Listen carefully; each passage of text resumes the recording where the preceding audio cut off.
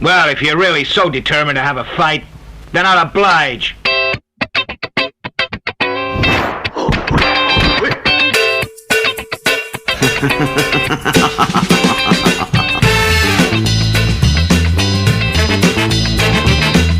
Hello everybody listening to this around the world on YouTube. My name is Ben Johnson. I am the host of the Kung Fu Movie Guide podcast. Thank you so much for tuning in and listening to this conversation from our archive. The conversation you are about to hear was originally released on the 24th of July 2017. It features my conversation with the awesome martial arts action star Scott Adkins, the star, of course, of the Undisputed franchise, and many, many other great martial arts films.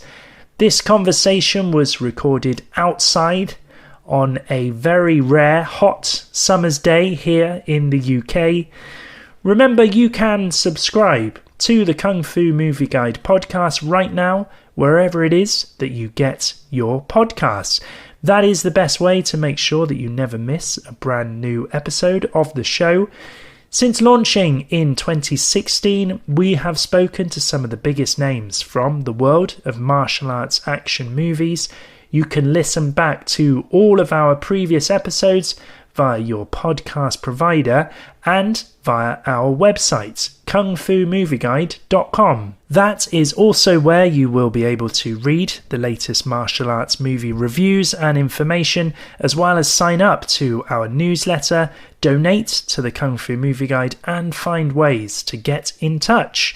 If you would like to contact us, then please do. We do love to hear from you. We are on Facebook, Instagram, and Twitter. I will be back at the end of this conversation to sign off properly, but until then, here we go. Here is my conversation with the great Scott Adkins.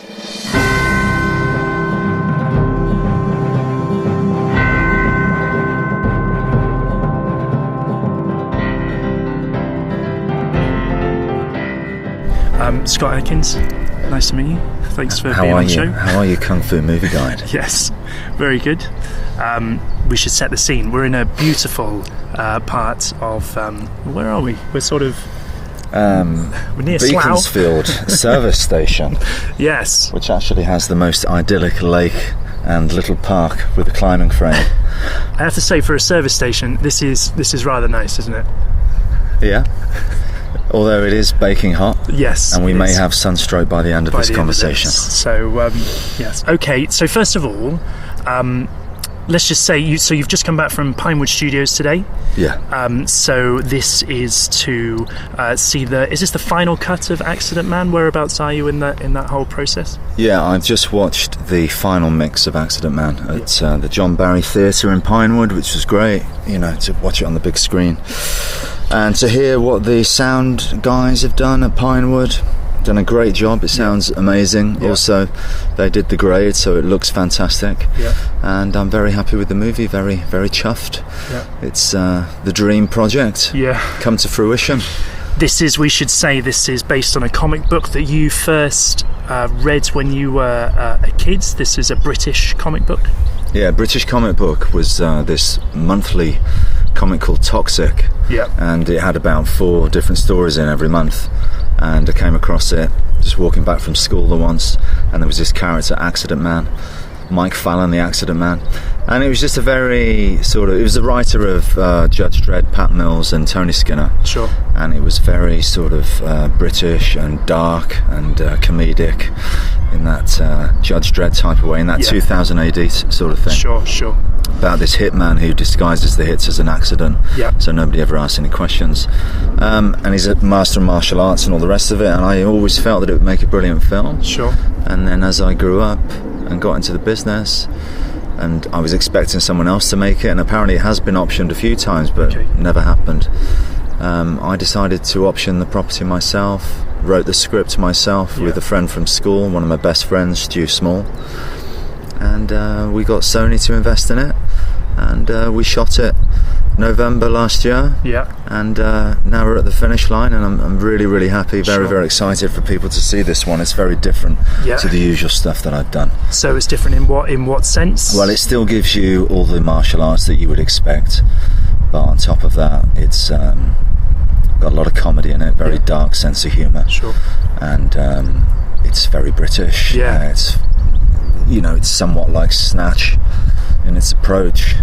It's a little bit Guy Ritchie, and it's kind of quirky as well. Yeah, you've got a few sort of Nick Moran's in this as well. There's a few sort of recognisable British. There's a lot of great British talent in the film, isn't there? Yeah, Nick Moran, Ray Stevenson. We got Perry Benson, who's great. Ross O'Hennessy plays this crazy character called Cutthroat Cliff. Yeah. Who's an absolute psycho, just screams all the time, although Ross is actually Shakespearean trained actor. We got Ashley Green from Twilight, she's fantastic. We got Ray Park, Darth Maul. Amy Johnston's in this movie as well. Amy Johnston, she's amazing. One of the best female martial artists I've ever. Have you seen Lady Blood Fights? I haven't seen it. Sure. I haven't seen it. It's a good movie. Yeah, well, she's phenomenal. Yeah. And Michael Jai White, of course, my good mate Mike. Yes. Probably forgetting someone, but yeah, loads of people. Scott, I want to know how you're finding it on the other side of the camera, because this is the first film that you've obviously written, but you've produced this. This is very much your dream project. How are you finding that side of things? Is it what you thought it would be like? Well, it's very stressful. Yeah. I mean, I did it out of necessity. It's not something that I wanted to do. Fine, okay. Maybe directing is something that I want to do in the future. Yeah. But it was just a case of, I really want to make this film. I think it would be great. I wrote it because I couldn't afford to pay for a proper writer to write it. Right. I just wanted to adapt the comic, which I did with my mate. And he did the lion's share of the work. And he's great, and he's coming into his own. He's going to have a great career. Stu Small. But it was kind of stressful. I think if I was a producer and I wasn't so emotionally invested, it would be easier. Yeah. But there's always a lot of compromise, and the project is so dear to me, and it carries so much weight. It's so important that to make business decisions, I was making it with my heart some of the time, and probably shouldn't have been, but just very emotionally invested in this, so it's been stressful. Yeah. But I'm glad I did it. You're the person producing this, writing it, but you're starring in this film as well, so that brings its own sort of element of stress as well, I guess. Especially with an action film and all the physical toils of making a martial arts film. But I'm not producing it on my own. I have Craig Baumgarten, who produced Universal Soldier. Sure. And Hook, and big films like that. Very experienced guy. Eric Kritzer, my manager. We have Sony, of course, and the line producer Ben Jacks, British line producer. He's been amazing. We couldn't have made the film without him. Sure. So I've not been on my own, but it's been tough, but it's rewarding. I'm really happy with where we're at the moment. Yeah.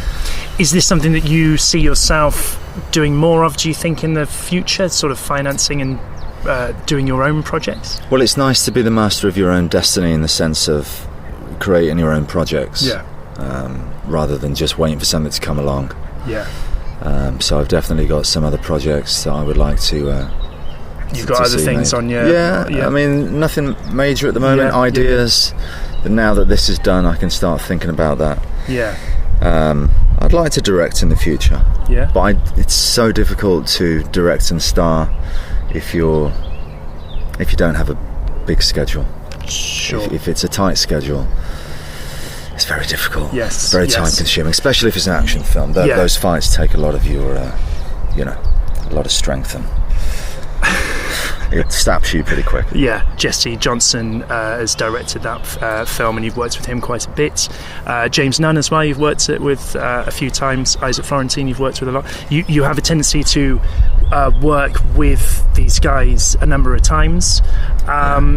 I mean, obviously these guys are experienced, they know how to turn around these films quite efficiently and quite quickly, I guess. But is there a reason why you go back to these people? I think what's more telling is that they keep coming back to me. Right. Do you know what I mean? I think I think I'm a good collaborator. Yeah. And I work very hard. I really put my heart into it. And I think a lot of these directors respond to that. Yeah. You know, they know I'm going to give it my all. So it's good to have me working alongside them. You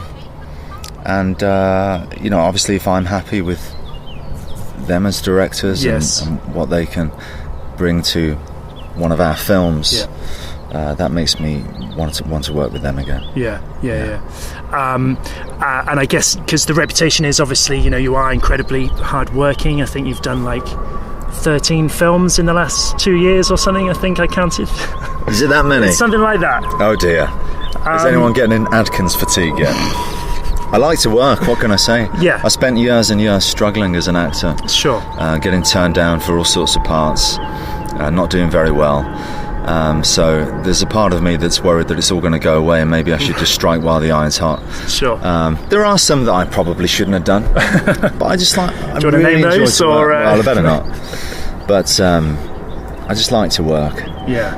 And that's it, really. Yeah. It's a career, and I'm not one of these guys that wants to leave a legacy of films that are all amazing. Sure. I like to get stuck in. I like to work, and some are going to work and some won't. Yeah, but I think that's what's refreshing about a lot of your films and your approach to these films is, as you say, the hard work is up on screen. I mean, you can see the effort that's gone into it with the choreography and the training or the preparation. You're not someone to phone it in. No, I don't. It's a privilege what I do. I'm lucky to be able to do it. I don't take it for granted. You know, and there's a lot of money that goes into these films. I'm not going to be the guy who won't come out the trailer. Yeah. You know, I understand the problems of filmmaking. There's some actors out there that all they're worried about is their performance. And that is a very valid thing to be worried about. But when it gets to the point where you're actually halting the production and being kind of selfish, I don't understand that. Yeah. And I think about my job more as a filmmaker possibly than an actor. Yeah. And I don't know why that is. But I just...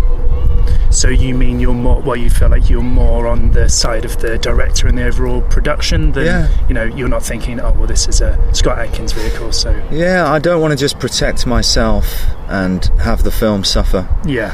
And when you're making low-budget films, which you do a lot of, independent movies, you don't have the time to mess about. And some of these actors can get away with that because they're so talented. Yeah. But I don't know, I see myself more as a filmmaker than an actor in some strange ways, a little bit, you know. Yeah. I understand the process, I understand how hard it is, I understand that we've all got to do it together. And that's why these directors like working with me. Yeah. But maybe sometimes I should put my foot down and say, no, mate, I want more than one take, please. Because that first one was shit. Yeah. But, you know, maybe I should do a bit more of that often. Find a middle ground. But do you have what do you expect from a director when you're working with a director? I want them to know exactly what they're making. I want them to be in control of it. I want them to have a vision. And I want to feel that I'm in good hands and I can trust them. And I don't want a director to be worried to say to me, listen, that was shit.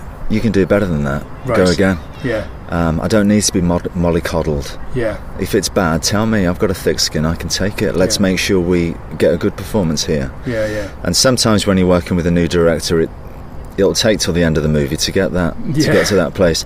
So that's why I like working with Isaac and James Nunn and Jesse and working with these guys again and again, because we've got a shorthand now. Yeah. And I can be as brutally honest with them as they can be with me. And it's not to be a dick. It's just, this is what we need to do to make this film good. Let's do it. Yeah. You don't need to be too polite. Sure. It's important. And I guess there's obviously that focus on getting that action as good as possible as well. And you've worked a lot with Tim Mann, as I say, as a fight choreographer. You've worked with quite a bit. JJ Perry as well. You've worked with. Are you attracted to projects off the back of that sometimes? It's never been a case of who's the fight choreographer. Okay, I'm doing it. It's who's the director. Yeah. I know that I can get good guys in to work with me, fight coordinators, because they're immediately going to say, oh, okay, Scott Adkins film, he delivers with the martial arts. Yeah. So will get good guys because of that, because they know that they're going to get the chance to shine. With Tim Mann, I love working with Tim because he's really prepared, and what's most important is understanding the camera. You can be a great choreographer, but if you don't understand where to put the camera, it's all for nothing. And you can be a great martial artist as well and not necessarily know those things as well. It doesn't mean that it necessarily translates to... Exactly, It's all about filmmaking. It's the art of filmmaking.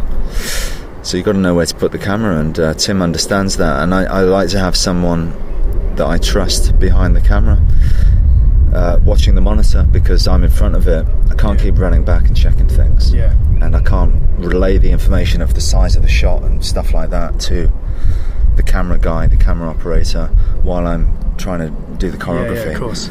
So you need people you can trust, like Tim Mann and Lionel Stovall and JJ Perry. And these are the guys I keep going back to because, I mean, JJ's off doing all the top Hollywood stuff now.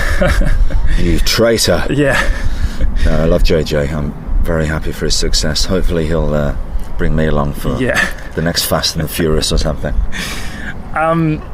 I think what's telling as well is what's happened with that style of action and fight choreography as well, because it doesn't seem that long ago when, I mean, you were in a Bourne film, that style of filmmaking where it was a sort of, you know, film from every angle, they splice it all together and you can't actually see the movements. You know, and then, you know, you come along with, you know, Isaac Florentine, JJ Perry, and you're doing these Undisputed films where you're getting these wonderful, you know, long takes, this handheld stuff, it's going in very close. I mean, whose idea was that? Was it a sort of out of necessity that sort of came about? I guess if you've got, you know, like a day to turn a fight scene around. Well, the Bourne way of, the Paul Greengrass way of doing things. Sure, well, that was the popular way of doing things for a while, wasn't it? Oh, and now it seems... Well, it's the easiest way for a start. The proper way is the harder way. But it's funny because The Matrix came along and you thought to yourself, oh, okay, Hollywood's finally figured it out now. We're going to be doing it the Hong Kong style, which clearly looks the best. And then we got the Bourne films and it changed to that way. Now, Paul Greengrass, out of anyone that does it that way, he does it the best. Very well. Yes. But, you know, the action sequences did lack a bit. They could have been better. And having worked on the Bourne Ultimatum, seeing how they shot it, I mean, nobody bothered to tell me where the camera was. Interesting. So, okay, I'm got to make this punch look like a hit. Right. You've got 5 cameras. You're moving them in between takes, so I never know where they are. Right. I'm having to figure it out. Now that works brilliantly dramatically. As an actor, to not have to worry about hitting my mark, to not have to worry about, you know, different things like, is the cap covering my eyes and all that sort of stuff. All I've got to worry about is playing the scene with the actor. That is a brilliant, freeing experience. It makes for great drama. It makes it easier for the actor. Okay. But on the flip side, to do a fight like that, it makes it terribly difficult if you want it to look good. If you're not bothered, if you just want to make it through the day and whatever they've got, figure it out in the editing room, well, it's probably easier for the actor. But to make a good fight scene like that, it's really hard. You know, and it makes it more dangerous as well. They'll do the whole fight from beginning to end, over and over and over again. So you're still memorising hours of cut footage that's never used. What a waste of time. Right? What an absolute waste of time and energy. But you're saying that from the perspective of having worked on, like, you know, big Hollywood stuff and also having that experience of, you know, doing that on a shoestring. Well, I was lucky that I started in Hong Kong and I was trained by the best, and I learned straight away how things should be done. And it's actually quite simple. You don't need to overcomplicate it. But that was a very English or American way of doing things, and it's not the best way. It really isn't. The best way is to choose a section of choreography and put the camera where it needs to be accordingly, maybe have a second one, and then get that section of choreography and then move on to the next. And that way we know that this bit works, we've got it, we've watched the replay, okay, great, move on, next bit. And you'll get a longer fight scene in a shorter amount of time. However, it's harder to make all the hits work for the one camera angle. But that's the skill of it. That's the art of the fight sequence on film. And I guess then it becomes a bigger onus then on the editor to try and, you know, they got 5 cameras to I choose don't want to give the editor anything to edit. I want to say, put this bit there, then that bit goes there, then that bit goes there. Don't fuck with it. Yeah. Okay, Boyka. Yeah. The fourth Undisputed film. Yeah. It seems to me that, when he appeared in Undisputed 2, that was a real catalyst for you. Like that was a big performance. It was a big movie, and obviously it established this character, which I guess you've become known for. Really, I guess. The initial idea of the Boyka character. Can you remember, if you cast your mind back to when was that? 2000. Yeah, we shot it 2005 or 2006. I'd done a film with Isaac before, the director Isaac Florentine. He wanted to work with me again. They said, we want to do Undisputed 2, we're going to have Michael Jai White play the Ving Rhames part. And we've got this character Yuri Boyka, and he was written like Dolph Lundgren. He was written like Ivan Drago. And that's what they wanted, but Isaac wanted me, and he was a boxer. They were both boxers. Yeah, because we should say the first Undisputed film was a boxing. It was like a prison-based boxing movie. So it's a good film. It is a good film. With some good performances. It's a different film to how the rest of the franchise has gone. Yeah. But Isaac wanted to introduce martial arts into it because he's a karate nut. Yeah, sure. And we're actually the first film to feature mixed martial arts as it is today. Yeah. Yeah.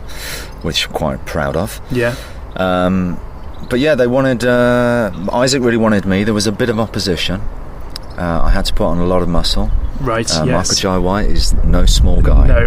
And to play the bad guy that's supposed to be intimidating towards him is no small feat. Yes. So I put on as much muscle as I could, and I really wanted to play the bad guy. Yeah. He was written as a bad guy. I wanted people to be afraid of me. Yeah. But what was great about the character is that he had a sense of honour and a sense of righteousness. Yes, I mean his character's developed quite a bit over the movies, though, hasn't he? Because as you're right, you've sort of added layers of depth into his character, which, I mean, maybe it was there on the page originally, or maybe it wasn't. Was that something you and Isaac developed then? Was it? Because he was the martial artist. Yeah. We're not going to portray a martial artist as some evil, just one-dimensional character. Sure. He had to have that sense of honour because he's a martial artist at the end of the day. Yeah. Even though he was twisted and he was the bad guy. Yeah. And he's got this past and he's in the prison and all the rest of it.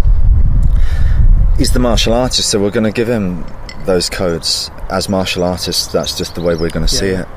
And I think that's really what made people enjoy his character. Yeah. And also what got us out of jail, for want of a better word, get out of jail free card to do Undisputed 3 and now Undisputed 4, because he had those codes and people appreciated that, but they also appreciated the fact that he was a badass and didn't take any shit.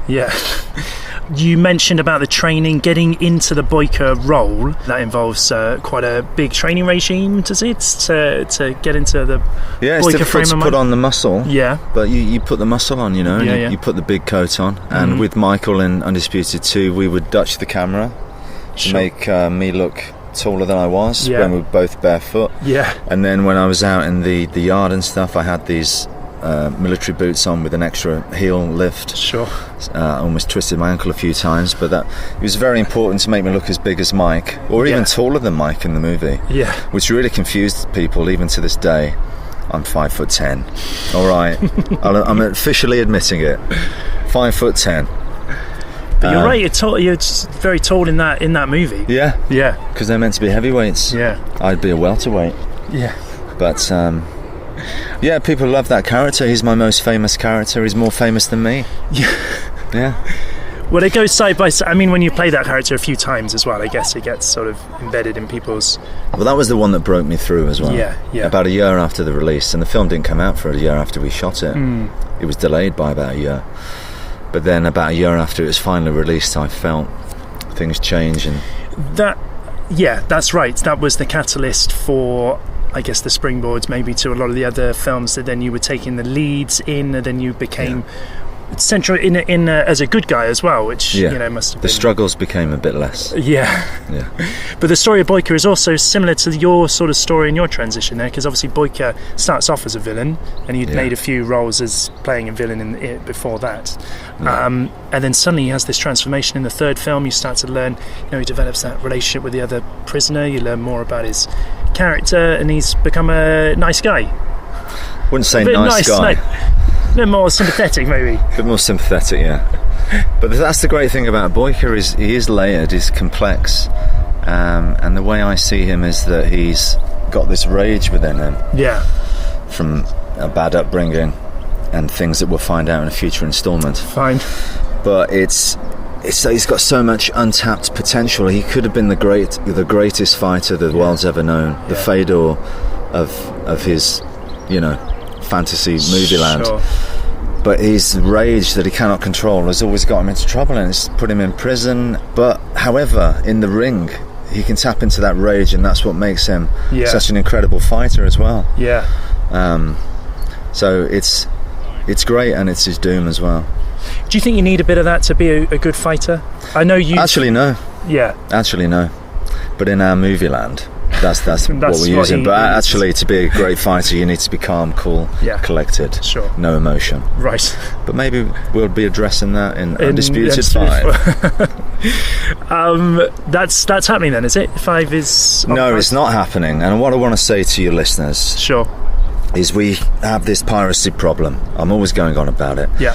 And let me say that, yes, the distributors have messed up, and somehow the film has been leaked 6 months before its official release. Yeah. And a lot of people have seen it, and I get people congratulating me about how good the film is on Facebook, and it's very nice and everything, but you do realise that I know that you've stolen it, and you've watched it without paying for it. But guess what? I understand.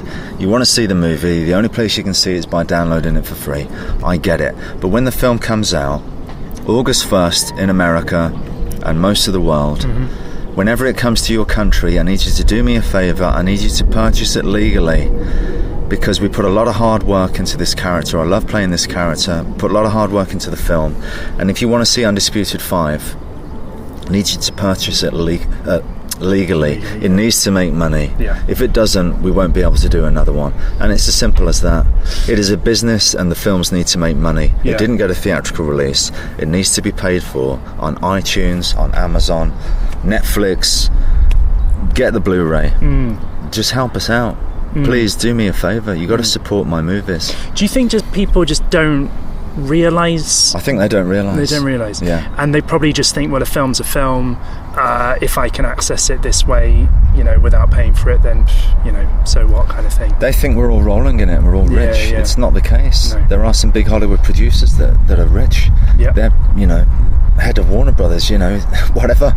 Yeah. But the actors and the crew that work on these films, they're being asked to work for less money, because these films are making less money, and we have less shooting days to make these films. If you're going to do a martial arts film, you need time to make those fights good. And now I'm being asked to make films in 3 weeks, and then someone comes on Facebook or whatever and says, oh yeah, why didn't you make that film more like this other film? Well, it's because we had a massive shooting schedule compared to what I've had to do for this movie, because you've been downloading these films for free.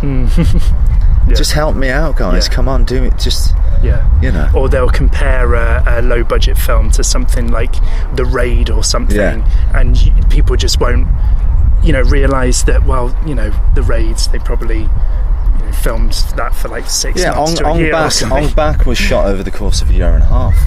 Yeah, sure. Well, there you go. There's a lot of time. The Raid, 70-day shoot. The Raid 2, 130-day shoot. Boyka, Undisputed 4, shooting schedule of, I think, 30 days or something. I think less than that, 28 days or something. Wow. And that, we were lucky to get that. I've done films where it's 21-day shoot. Hard Target was a 20-day shoot. Hard Target 2.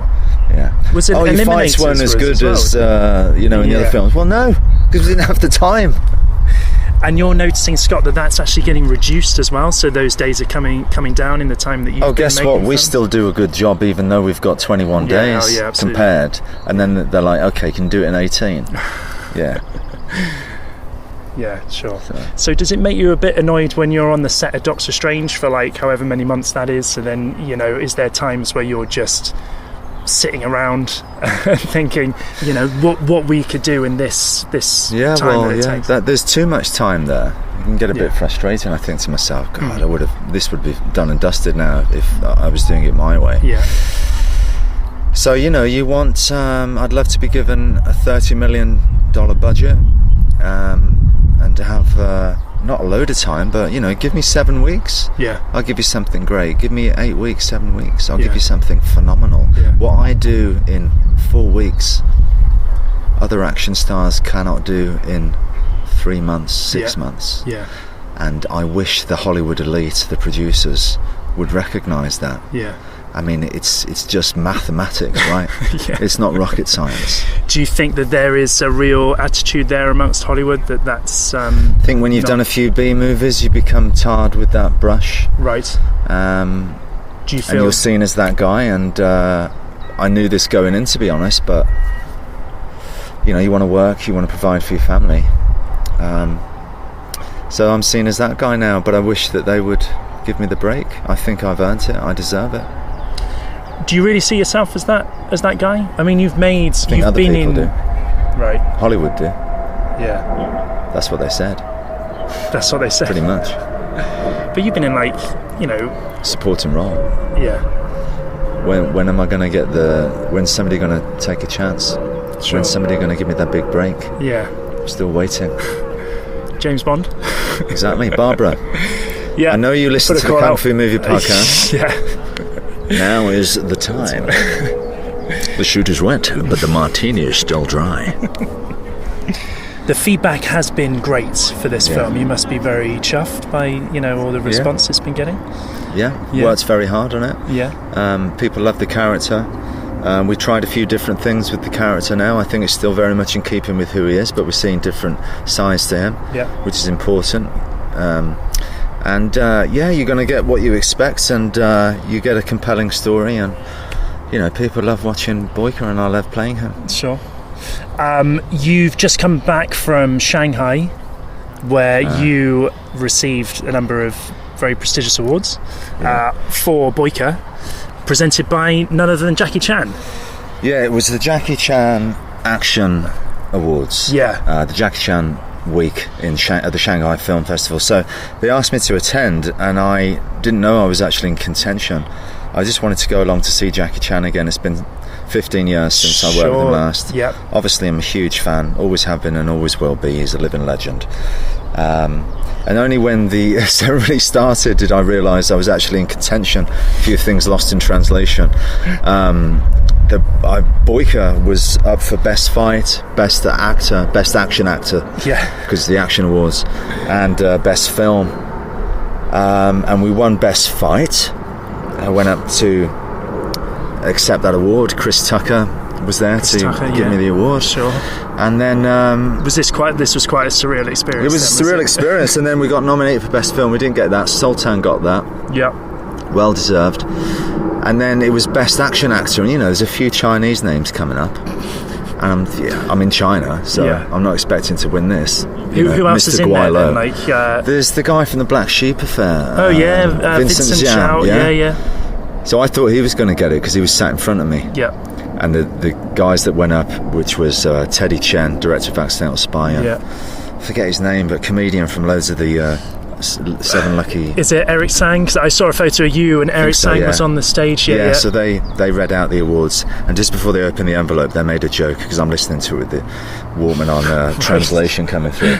They made a joke that, should we just not open the envelope because there's been so many foreigners announced already, let's just say a Chinese name. And everyone laughed, and I'm thinking, oh yeah, great. But anyway, I really didn't expect to win, and then they called out my name. I couldn't believe it. Wow. I couldn't believe it. And honestly, to win the Jackie Chan Action Award twice in China means more to me than, winning an Oscar would, because it's not the Oscars that has made me go down this path. Sure. It's watching bloody kung fu movies, especially the Jackie Chan variety. Yes. So to get that from him is just amazing. And people like Stanley Tong and the other people. There was loads. So there was loads of people that Yen Hua. I'm looking out over the crowd, and there's Yun Hua, there's Yun Biao, there's Sammo Hung, there's all these Chinese stars. You've got Wu Jing there. You've got all these people that I admire and have watched being a kid. All these kung fu films I've watched, and to get the respect from your peers, it's a wonderful, wonderful thing. Amazing. It's amazing.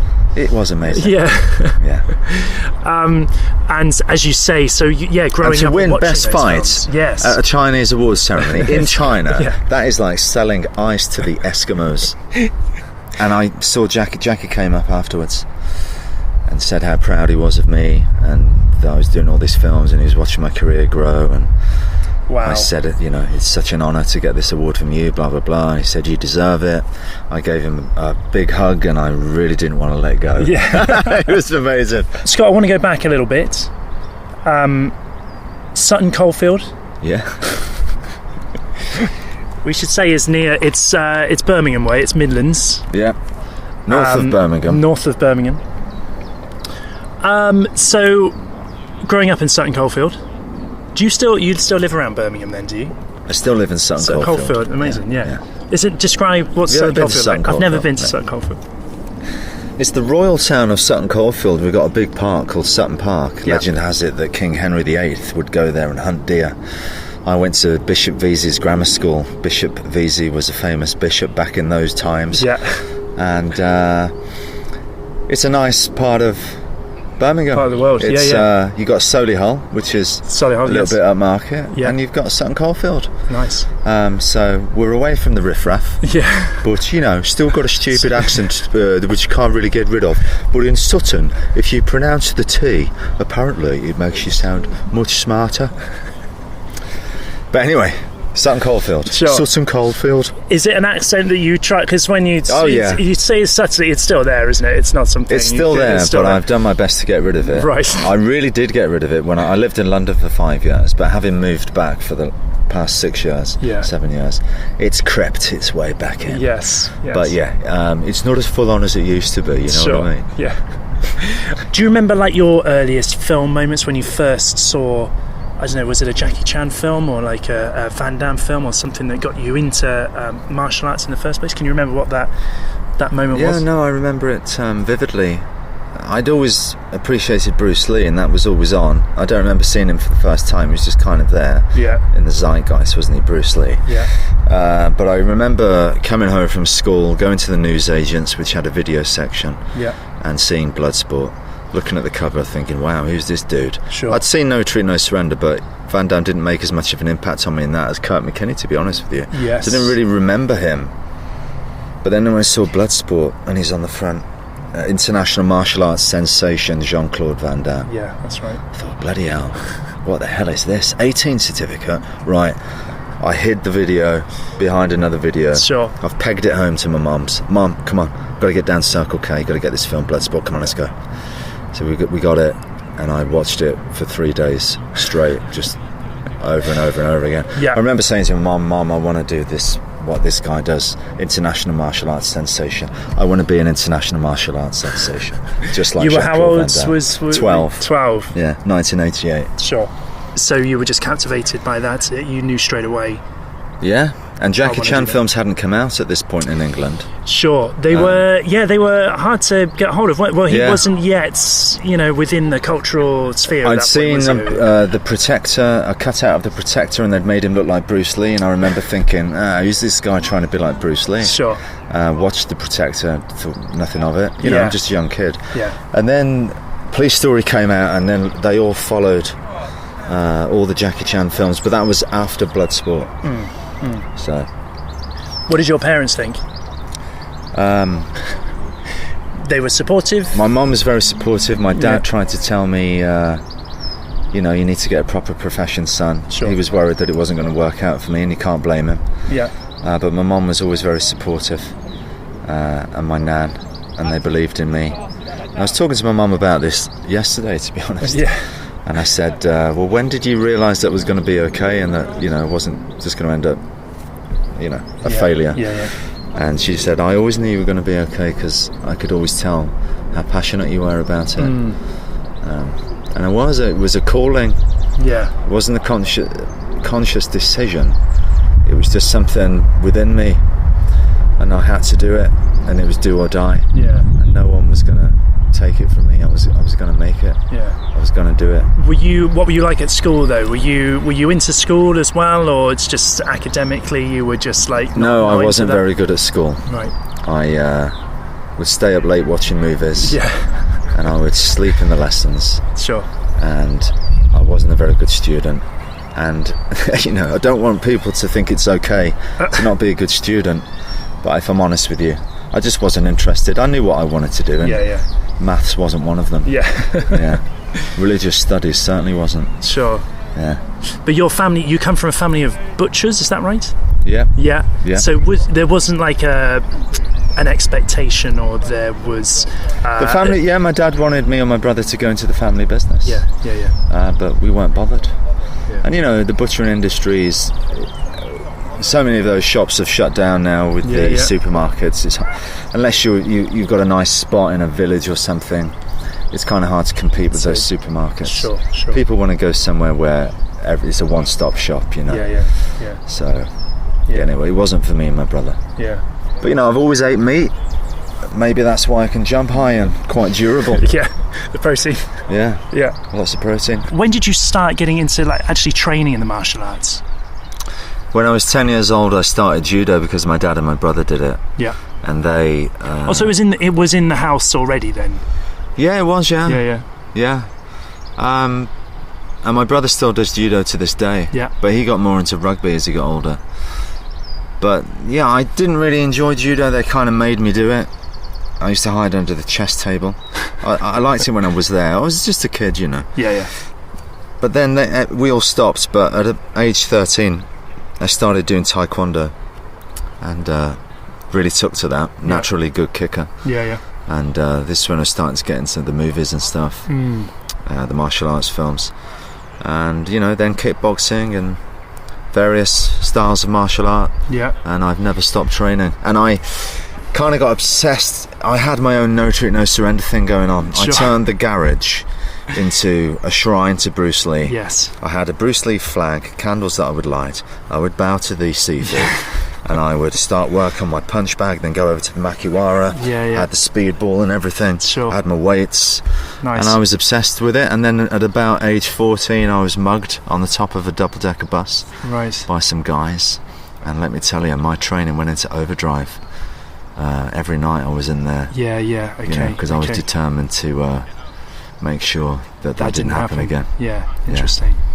So you were training as a self-defense more, or were you training for competitions at that stage, or what was your sort of catalyst? Just enjoying the whole journey of martial arts. You know, I enjoyed trying to do the best kicks that I could do in a more, you know, filmic, flamboyant style, just because I enjoy those movies and the dexterity of athletic performers.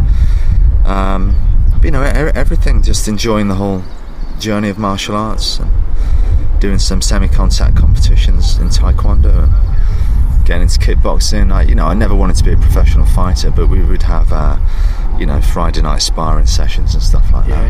And then somewhere along the line it all became about the movies. But wasn't there, you were teaching for a little bit though, weren't you? I teach kickboxing and I still do seminars. I was gonna, because that pops up on the Instagram and stuff every now and again. Is that something you obviously you're still interested in doing that because you're still doing it? You see yourself doing more of that kind of thing? I enjoy to teach. I did it for a long time. And I enjoy to work with martial artists and give them some of my knowledge. The great thing about what I do with the martial arts films is I'm constantly coming into contact with incredible martial artists from all around the world. You know, professional fighters, martial arts masters, whatever, different styles. So I've picked up a lot of things because we always have a chat and a little train. So I'm quite knowledgeable, and I enjoy to teach people. It's rewarding. With the guys that you're coming into contact with, and girls, who are martial arts trained, have a background in it, Do you think that is that important in the movie world? Do you think to have that, or I mean, because they can get sort of, with enough training, Keanu Reeves can look like his Brazilian Jiu-Jitsu or whatever. But do you always think you notice that? Do you think it's important? Well, most real martial artists or fighters struggle to translate it to the screen. Yeah. Because they're so locked into doing it the right way. Yeah. When it comes to doing it on film, you've got to show the technique. Yeah. Dancers are very good. I mean, when I worked with Hugh Jackman on Wolverine, he was phenomenal at remembering the choreography and understanding how to do it for the camera. Yeah. Because he comes from that song and dance background. Somebody like Michelle Yeoh, who's a dancer. Mm-hmm. Van Damme, in a way, can we say? Yeah. I mean, he's got that. Well, Bruce Lee was the cha-cha champion of Hong Kong. Very good point. He was, yeah. So he knows how to show it on the screen. It's all about expressing yourself on the camera. Yeah. I guess. Yeah. So some are good at it. Like Kung Lee, extremely good screen fighter, and obviously an amazing fighter, real fighter. Yeah. So some can do it, but some can't. Yeah. Sometimes it goes against them. Yeah. There's a trend now for UFC fighters to be getting in front of the camera. You're seeing that a lot more. Yeah. It reminds me of back in the 90s, you'd get, a world kickboxing champ or something, and they'd put him in a really terrible B-movie.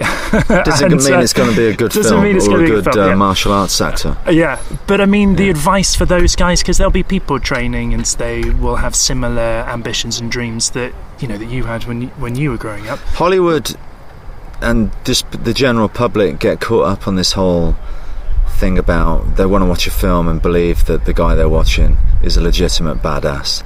You get someone like Steven Seagal. A big part of the appeal is they think that he's legit, worked for the CIA, could fucking kill someone with his little finger, all the rest of it. But come on, it's all a load of, let's get real. It's entertainment. Yeah. I would rather watch Jackie Chan. Yeah. He was a great martial artist. Yeah. But he's a filmmaker than the latest UFC champ. Yeah. I don't want to watch Ronda Rousey in Roadhouse. I'm sorry. Yeah. I don't want to see it. I want to see Patrick Swayze, sure, the guy from Dirty Dancing. Yeah. Busting out martial arts moves, and being an amazing actor, and entertaining us.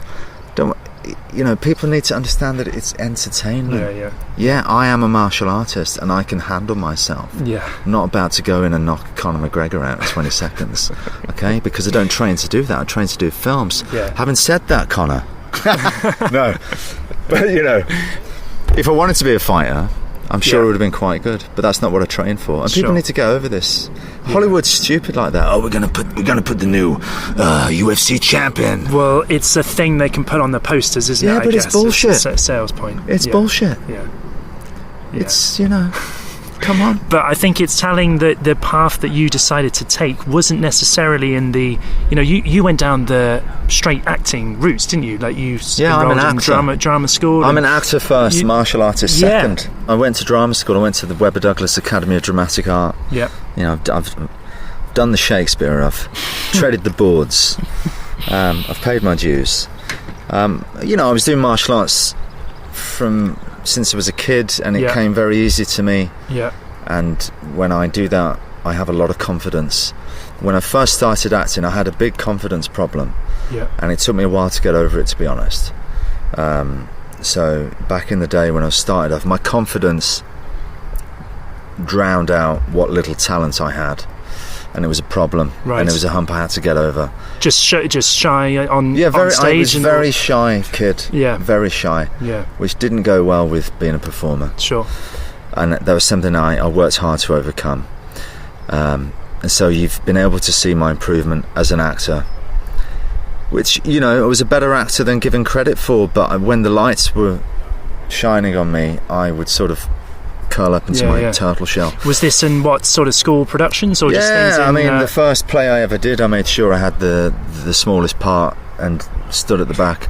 I wanted to do it badly, but I was so scared to do it. Yeah, okay. So that whole wrestling with that, but I'm over that now, and I think I'm in a good place. Slow starter. Can you remember the turning point then? Was there a moment where you were like, I've cracked this now, or was it just through perseverance and just practice? I don't remember a specific moment. Yeah. I mean, I remember doing something like Criminal and working with Gary Oldman, which is recently, but sharing the screen with Gary Oldman, who in my eyes is the greatest actor living. And obviously not being as good as him, but to share the screen with him, to hold your own, to be an actor feeling comfortable with the greatest, that was not lost on me. Do you still ask questions to these guys when you're making movies? The one thing I learned from Gary Oldman is that I learned nothing, because he just made it look effortless. Sure. He's just, he's brilliant. You still must have those moments when you're making these movies and you see these guys at work, and it must be, as equally as you're impressed by, say, working with Tony Jaa or something. Yeah. Just that mastery of the acting craft, that must be quite impressive to see that up close. It's brilliant. It's brilliant. They just actors like somebody like Gary Oldman. He messes about in between takes. Does the rehearsal in a funny accent. Yeah. In the style of I can't remember what the actor he was doing, but he was urging me to do it in the style of Schwarzenegger. And then, they say action for take one, and he's phenomenal. Yeah. And I'm there like, oh shit, he can just mess about. Clearly, I need to concentrate more. But. That's the great thing about martial arts. That's the great thing about acting. You'll always learn. There's always more to learn. Yeah. And it's a real journey. Yeah. There's always more to learn. Yeah. Benedict Cumberbatch as well recently. Benedict Cumberbatch, yeah. But then he must have, because you had that long sort of fight scene with him, I bet he was just thrilled to, be getting into something like a more physical role. Well, I'm not sure he enjoys it that much. Right. It's a lot of work for him. Yeah. I remember him throwing a punch and me blocking it, and it really hurting him. So I know I was only blocking it. But no, he's a great guy. That's the problem with playing Doctor Strange. You don't have the mask to hide behind, so true. He had to do a large majority of it himself. Yeah. But listen, he got stuck in. Did a great job. You started off from doing, like EastEnders, Holby City, Doctors, those types of shows. Yeah. It's sort of rites of passage, isn't it, I guess, of any sort of British, actor. Yeah. When you were on those shows, it was always a means to an end at the time, or were you thinking, I want to be an action star, but when's that opportunity going to come up? Am I going to still be stuck doing Holby City for the next 10 years, or were you not that that's a bad thing for anyone who does that, of course. No, it's a good gig. Yeah. No, it was a means to an end. Yeah. I always wanted to be an action star. Yeah. And I realised that that's where I can shine. And that's honestly all I've ever wanted to do. So getting jobs in Holby City and EastEnders was a chance for me to, because I already had the martial arts. Just something that came very natural to me, and I'm just very good at it naturally. And the acting was something that I had to prove. So getting those parts and being in those shows was a way to show people, okay, I can do this and I can do this. Let's put them both together, and then we've really got something. Sure. So definitely. Yeah. And then the transition into Hong Kong happened. There's a couple of stories I've heard about this. Spotted by Bay Logan, is that right? That is right. Yeah. That's correct. Yeah. Yeah, I would send Bay Logan my show reels. Yeah. And in the days before the internet, he would write back really lovely letters, encouraging me to continue and keep going and whatnot. And then eventually they were casting for Extreme Challenge. Yeah. And Bay said, send your stuff to this address. They're looking for some white martial arts guys. Sure. And I never dreamt of going to Hong Kong. I didn't think that was on the cards for me. And they ended up flying me out there, and then I became the new guy in Hong Kong for a bit, working with the different people. What was that audition tape that you sent him? Can you remember? Well, no, it was just a show reel. So it would be me doing my martial arts, and some clips of me on the stage doing Laertes in Hamlet or Were you Benedict on the TV at that stage as well? That was early 2000s. Well, no, what it was, in 99 I did Extreme Challenge, October 99. Yeah. And then I did Doctors in the spring of, or February, March 2000. Sure. So I did Extreme Challenge, Hong Kong martial arts film. It's quite a shift. The next job was Doctors. Yeah. BBC. Sure. Pebble Mill. My mum loves Doctors, by the way. Yeah. She's a big I was in the very first episode that was shown prime time Sunday night to get the most viewers. Absolutely. And, they needed Scott Adkins to pull in the numbers. Yeah. If you'd done a few jumping kicks and that would have been that might have grabbed my attention. No jumping kicks. Just RB joinery, Ross Pearson. Yes. Yeah. Then the whole Hong Kong thing kicked off, and then then pretty soon you're working with Jackie Chan. I mean, that sort of happened around that time. Then did it? Yeah, but just as a stuntman, really, just as a martial artist. Extreme Challenge, I did a little bit here and there with these masks on. Terrorist group or something. Then I run in at the end and got my face punched, and that was it. But very happy to be there. That's a Stephen Tung film, isn't it? Tung Wei did Stephen Tung Wei did Extreme Challenge, and then he was asked to do the action design by Teddy Chan on The Accidental Spy. Sure. Yeah. So, and they worked in conjunction with the Jackie Chan Stunt Team. Yeah. And it was Stephen Tung Wei that asked me to come on board, and that's how I met Jackie Chan. Yeah. And then was asked to do the medallion later through that connection. Sure. I remember turning up for the medallion, and the first time I saw Jackie, he was up on these containers or something, and he shouted, "Scott, go over there!" And I just remember thinking, "Oh, he remembers my name!" Wow. Yeah, brilliant. That's awesome, though. Hey, what was he like on set? I've heard a lot of stories of him on set and what he's like. He's very. Well, he works extremely hard, and he sweeps up the set himself. And I sat down on the medallion and watched him do 32 takes of a particular movement to do with this coffee cup and spinning around. And, and that was quintessential Jackie Chan stuff. I was very happy to see that, to witness it. And it's, it's like he said himself, it's about his hard work and dedication. It's not that he's superhuman, he keeps going and going and going until he gets it right. Yeah. And then the big sort of break, I guess, is, as we were saying, probably was Boyka, would you say, when that role came along, would have been a big... for me, when that came out, things slowly started to change. And then I started to get offered roles because of that. And, doing The Shepherd with Van Damme was great. Yeah. And then being asked to come back to do Assassination Games with Van Damme again. Yeah. And I think the performance in Assassination Games made... Great film. Yeah, thank you. Made people take more notice. Yeah.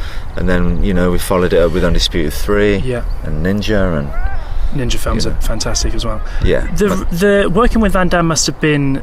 I mean, this is someone who, as you say, Bloodsport was your entry into this whole thing.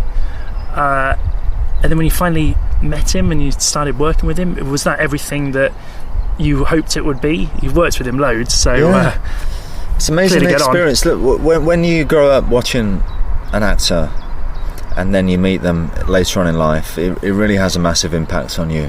I mean, I'm a huge fan of Tony Jaa, and I respect him so much, but because we're the same age, and I've been watching his stuff as I've been making my own way into the film industry, when I meet Tony Jaa, it doesn't have the same reverence, because it's the guys you watch as a kid when you're a child, and they leave that lasting impression on you. Absolutely. When you meet those guys, that's when you get starstruck. Meeting Donnie Yen recently at the London Comic-Con, sure.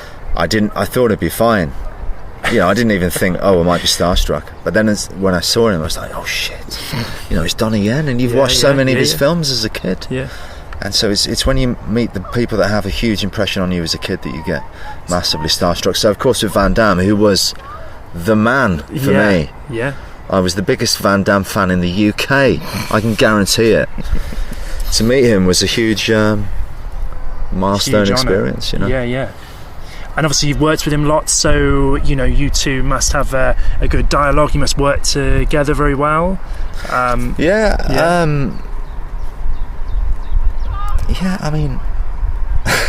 I like to think that I don't know. I shouldn't even say this. I'm not going to say it.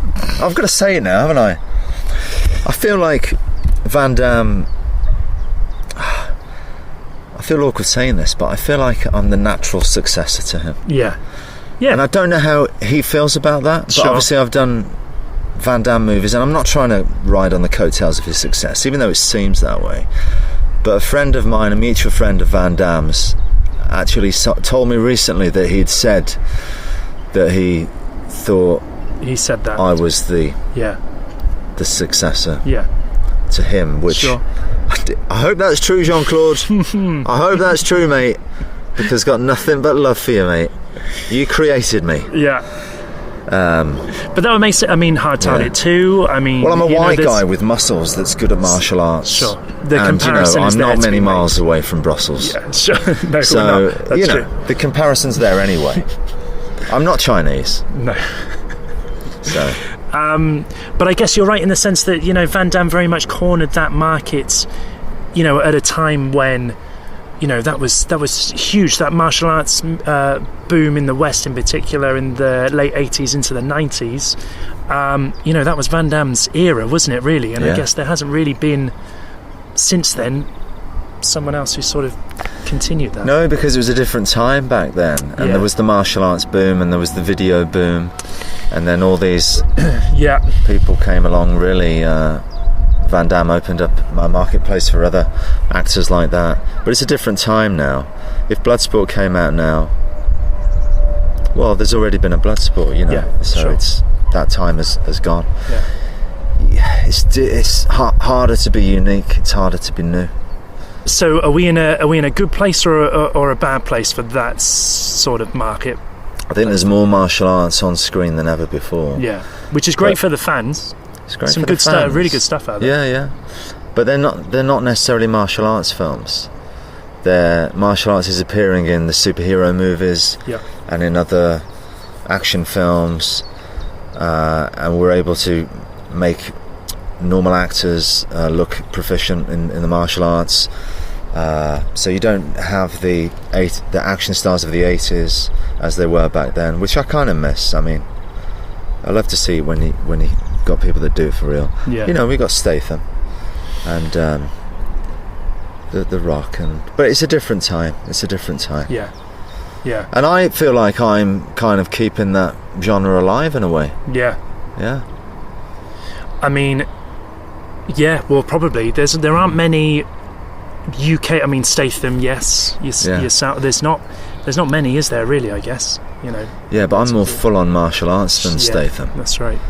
So I'm bringing some proper full-on martial arts films, not all the time, but sometimes, and I enjoy that. What's the next thing? I read an interview with you where you said that your earliest ambition was to become, as you say, the next big martial arts movie star.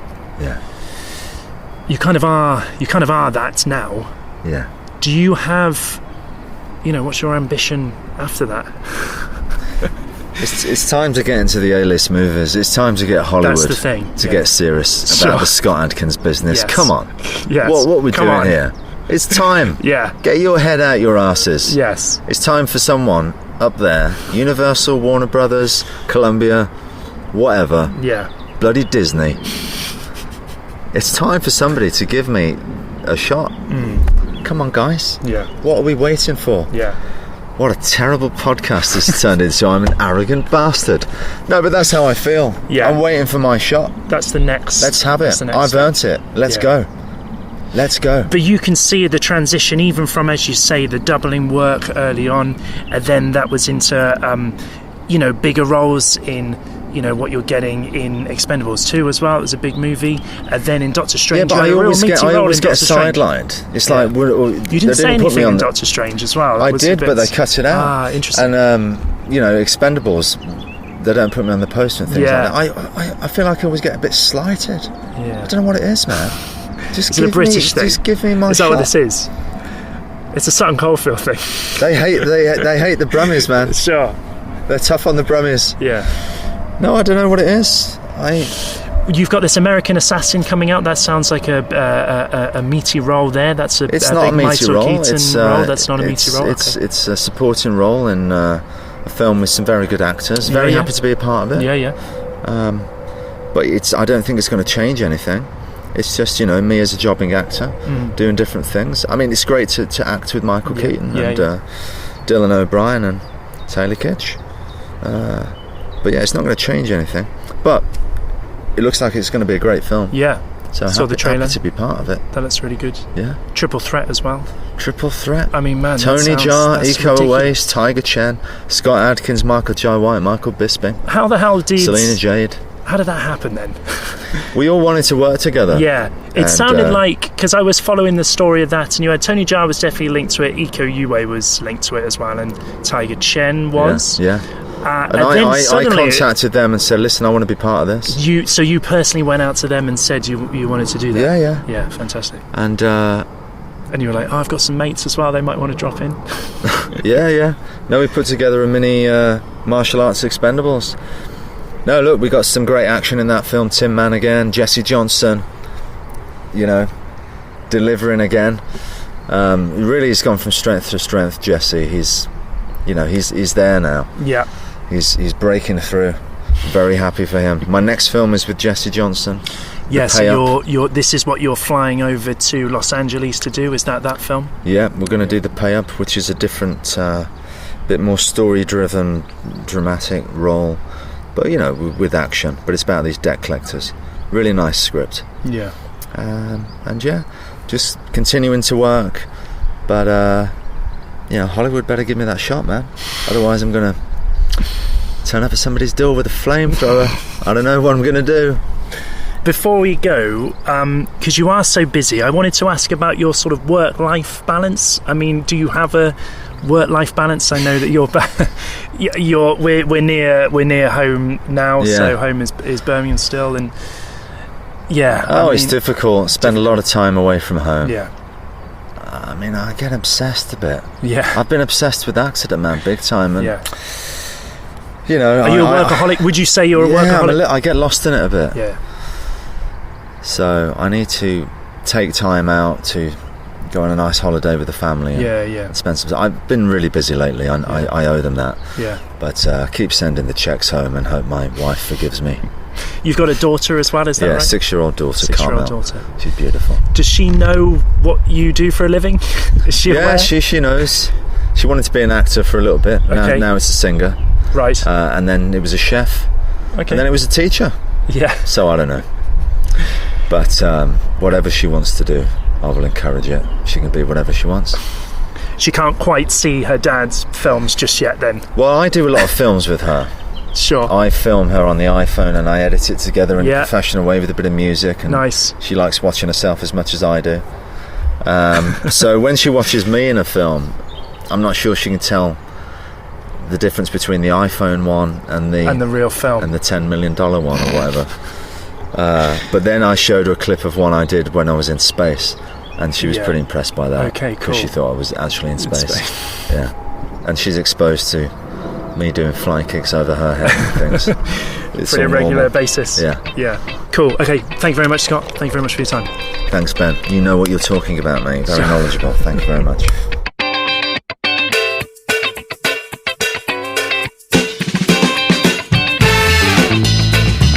Scott Adkins there. Always enjoy talking to Scott. Thank you so much for listening. I do hope you enjoyed that conversation from the Kung Fu Movie Guide podcast.